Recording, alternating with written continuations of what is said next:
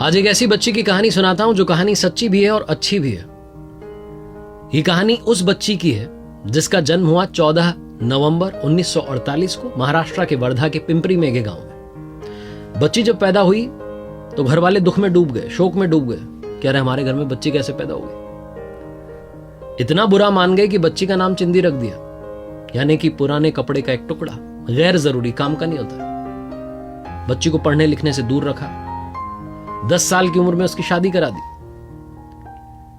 शादी के बाद में ससुराल वालों ने भी एक दिन घर से निकाल दिया। जिस दिन लड़की को घर से निकाला उस दिन उसकी गोद में 10 दिन की बच्ची थी। मैं उस बच्ची की कहानी सुना रहा हूं जिसकी जिंदगी में शुरुआत में बहुत सारा दुख है, लेकिन आखिरी में बहुत सारा सुख है, क्योंकि वो हजारों बच्चों की बाद में मां बन गई। नमस्ते दोस्तों, मेरा नाम है आरजे कार्तिक। आप देखना शुरू कर चुके हैं लर्निंग सीरीज सीखोगे नहीं तो जीतोगे कैसे। और आज हम बात कर रहे हैं सिंधु ताई सपकाल की। इस मदर्स डे पर दुनिया की सबसे बड़ी मां को मेरा प्रणाम है। सिंधु ताई सपकाल के बारे में अगर आप नहीं जानते तो आज इस वीडियो में आपको जानने को मिलेगा कि वो कितनी महान थी। वो अब इस दुनिया में नहीं है, लेकिन उनका आशीर्वाद हम सबके साथ है। सिंधु ताई सपकाल, जिनके बारे में मैंने आपको बताया कि महाराष्ट्र के वर्धा जिले में वो पैदा हुई। उनके फादर का नाम अभिमान साठे था।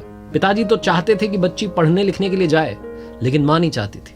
पिताजी ने चुपके से बच्ची का एडमिशन करा दिया। मां की नजर में बच्ची भैंसे चराने जाती थी, लेकिन जब भैंसे पानी में चली जाती थी तो सिंधु ताई दौड़ के स्कूल चली जाती थी। कई बार टीचर से डांट पड़ती थी कि लेट क्यों आई।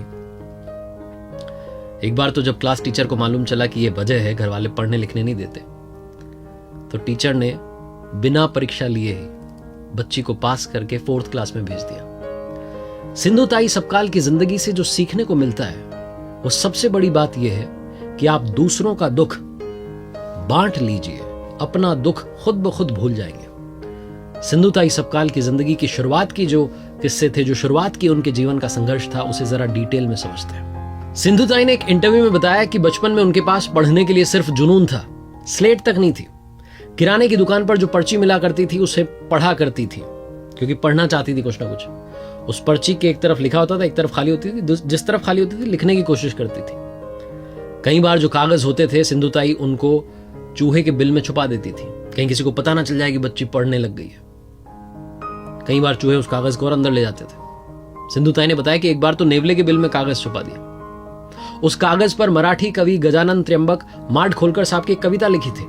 उस कविता को सिंधु ताई पढ़ना चाहती थी। उस कविता का भाव कुछ ऐसा था कि जब औरतें पानी भरने के लिए पनघट पर जाएं, गांव से बाहर जाएं, तो कुछ पढ़ना लिखना सीख लें, क्योंकि यही वो समय है जिसमें पढ़ सकती हैं, बाकी समय तो संभव नहीं है। सिंधु ताई ने जब वो कविता पढ़ने के लिए वो कागज बाहर निकालना चाहा तो नेवले ने उनका हाथ काट लिया। जीवन भर उनके बाएं हाथ की छोटी उंगली टेढ़ी रही। वो कहती हैं कि उस दिन पढ़ने के लिए मुझे नेवले से लड़ाई लड़नी पड़ी। वो जो कागज था जिस पर कविता लिखी थी, उस पर खून की एक तरफ धार टपक रही थी। नेवला उसे छीनने की कोशिश कर रहा था, सिंधु ताई उससे लड़ रही थी। उनके जीवन में संघर्ष खत्म नहीं हुआ। 10 साल की उम्र में उनकी 30 साल के इंसान से शादी करा दी गई, श्री हरि सपकाल नाम के व्यक्ति से। ससुराल में भी प्रताड़ना का सामना करना पड़ा। सिंधु ताई सपकाल के जीवन में ससुराल में भी संघर्ष खत्म नहीं हुआ। सिंधु ताई बताती हैं कि जब उनकी गोद में सिर्फ 10 दिन की बच्ची थी, ससुराल वालों ने घर से बाहर निकाल दिया। इनके जो पति थे वो गांव वालों की बातों में आ गए, ससुराल वालों की बातों में आ गए, बहकावे में आ गए और इन्हें घर से बेदखल कर दिया। जब इस बच्ची का जन्म हुआ तो इसके घर वालों ने इसको दूसरी नजर से देखा, चिंदी चिंदी के बुलाया। जब इस लड़की को बच्ची हुई तो ससुराल वालों ने उस नजर से देखा। ये वो समय था जब देश में लड़का लड़की में भेदभाव किया जा रहा था। सिंधु ताई सपकाल को ससुराल वालों ने बाहर निकाल दिया था। ये अपने घर जाने की कोशिश कर रही थी। अपने घर पहुंची भी, पिताजी का देहांत हो चुका था और मां ने घर में आने से मना कर दिया। उन्होंने कहा जाओ बाहर, तुझे बच्ची हो गई, चलो, यहां आपकी जरूरत नहीं है। सिंधु ताई दर बदर भटकती रही। एक इंटरव्यू में बताती हैं कि एक दिन मैं स्टेशन पर बैठी हुई थी, अपनी जिंदगी को खत्म करने की सोच रही थी कि बहुत हो गया, खत्म करते हैं। छोटी सी बच्ची गोदी में थी। स्टेशन पर बैठ करके बस विचार आ रहा था कि आत्महत्या करनी है। मैंने देखा कि एक भिखारी जोर से रो रहा है और कह रहा है कि मैं मरने वाला हूं, बीमार हूं, मुझे पानी तो पिला दो, मेरी कुछ मदद तो कर दो। तभी मेरे अंदर से आवाज आई कि सिंधु ताई पुण्य करो। एक तरफ मैं मरने का सोच रही थी, दूसरी तरफ एक ऐसा व्यक्ति था जो मरने से पहले पानी पीना चाह रहा था कि पानी तो पिला दो। फिर क्या था, सिंधु ताई उसके पास गई, जाकर के उससे कहा कि अरे बाबा, सिर्फ पानी नहीं, मेरे पास रोटी भी है, मरना है तो पानी पी के रोटी खा के मर, ऐसे नहीं। सिंधुताई कहती है कि वो मरा नहीं, और जब वो मरा नहीं तो मैंने भी अपना मरना कैंसिल कर दिया। सिंधुताई ट्रेन में गाना गा करके जो पैसा वैसा कमाती थी उससे भोजन करती थी, और जो रोटियां बच जाती थी वो आसपास छोटे बच्चों में बांट देती थी। रात में कैसे बचे, बुरे लोग भी घूमते हैं जमाने में, तो शमशान में चली जाती थी। कहीं से आटा मिल गया तो उससे रोटियां सेकती थी मुर्दे की लाश पर। सिंधुताई कहती कि मैंने कई दिन गायों भैंसों के तबेले में बिताए। जो गाय होती थी ना, वो मेरी बच्ची की रक्षा कर लेती थी कि कोई दूसरी गाय उसकी तरफ ना जाए, कोई भैंस उसकी तरफ ना जाए। वो कहती थी कि मैंने मानवता के भी रूप देखा, मैंने जानवरों का भी रूप देखा, मैंने देखा कि गाय सबसे बड़ी मां है। सिंधुताई सबकाल कहती थी कि एक तरफ मेरे ससुराल वाले थे जिन्होंने मुझे बाहर निकाल दिया, दूसरी तरफ वो गाय थी जो मेरी बच्ची को बचा रही थी। सिंधुताई सबकाल जब गाना गा करके थोड़ा बहुत जो दिन भर में मिलता था उससे जो आता था आटा रोटी, जब बांटती थी बच्चों में, तो उन्हें समझ में आता था कि दुनिया में प्यार की कितनी जरूरत है। तभी उन्होंने डिसाइड कर लिया कि मैं अब से इन बच्चों की देखभाल करूंगी, क्योंकि दूसरों की मदद करके जो उन्हें सुख मिल रहा था वो अपार था। और यही वो दिन था जिस दिन सिंधुताई सबकाल ने डिसाइड किया कि वो अब इन अनाथ बच्चों को, इनको कोई अनाथ नहीं बोलेगा, इन बच्चों की मां बनेंगी। इन बच्चों की मां का नाम होगा सिंधुताई सबकाल। आखिरी में सबसे कमाल की बात बताता हूं।